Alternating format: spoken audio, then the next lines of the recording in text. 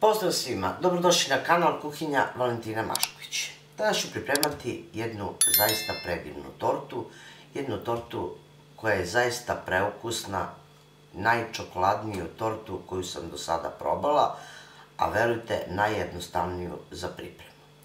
Nema margarina, nema dodatka šećera, nema brašna, nema pečenja korica, pa hajdemo da krenemo sa receptom. Ja ovdje imam pola litra pavlake slatke, stavit ću u posudu. Ovdje imam pola kilograma čokolade, stavit ću odmah i čokoladu. Uključite na jednu merenu temperaturu i pustite da se čokolada istopi, da slatka pavlaka dođe do tačke ključanja, ne da proključa, i onda ćete izručiti u jednu posudu gdje ćete mutiti mikserom. Ali pre toga, hajdemo prvo da otopimo čokoladu zajedno sa slatkom pavlakom. Nakon što se čokolada lepo istopi, znači nemate nigde onih grudvica, isključite i odmah preručite u posudu u koju ćete mutiti.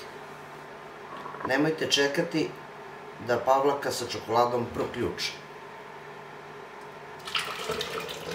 Evo ovako pripremljeno.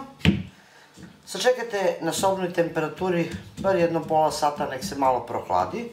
Zatim ćete staviti ovu samolepljivu foliju preko i ovo ćete staviti u frižider.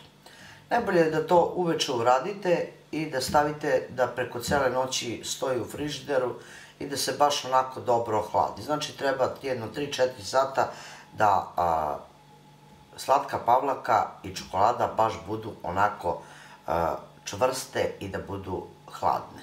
Ohlađeni pil od pavlake i čokolade stavit ću da se umuti.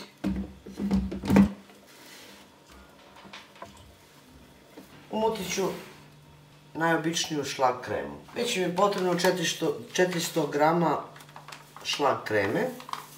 Možete koristiti i slatku pavlaku. I umutit ću je sa mlekom.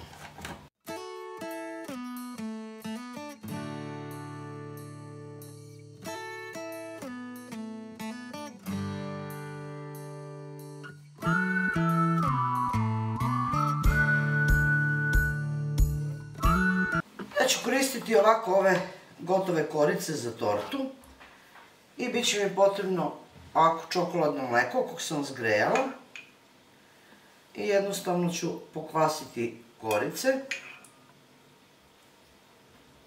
Nakon što pokvasite koricu, nanićete ganaš krem, lepo nanesite po celoj površini.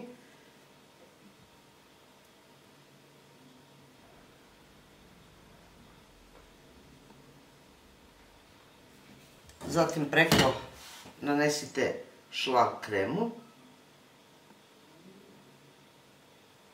Drugu koricu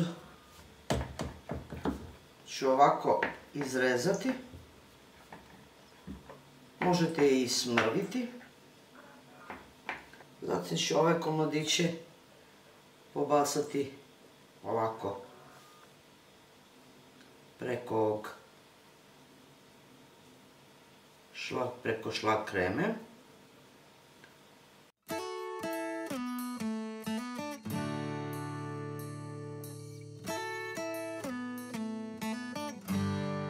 Zatim ću preko ovih komadića ponovo naneti šlag kremu.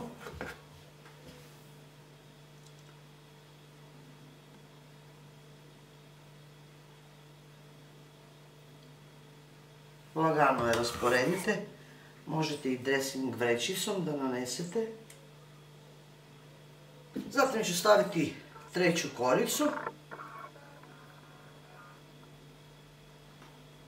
Ja sam stavila kalup i preko toga ću naneti ganaš krem. Nju neću kvasiti. Pustit ću da ona upije. Ostavit ću je par sati u frižider i pustit ću da upije kompletno cela torta svu tečnost i stegne se. Preko ganaš krema možete dodati i dekorisati tortu čime god želite. Ja ću dodati sitno iseckani kikiriki, možete orahe, mlevene ili seckane i bit će sasvim dovoljno za ovu zaista predivnu tortu. Kao što vidite, nakon nekoliko sati stajanja u frižideru, moja torta se stegla, lepo je upila i mogu izrezati da vidite kako izgleda. Evo, dragi prijatelji, pogledajte kako izgleda ova torta. Jako lepo. Stavit ću u tanjer. Vidite, to je jedna jako nežna, jako sočna i veoma ukusna torta. Ja se nadam da će vam se ovako nešto dopasti i da ćete isprobati. Nije teško pripremiti i ne treba puno sastojaka. To je bilo za danas sa mog kanala, a mi se vidimo u narednom videu sa nekim drugim receptom. Do tada pozdrav svima koji prate moj kanal i normalno, jedno veliko ćao i prijatno!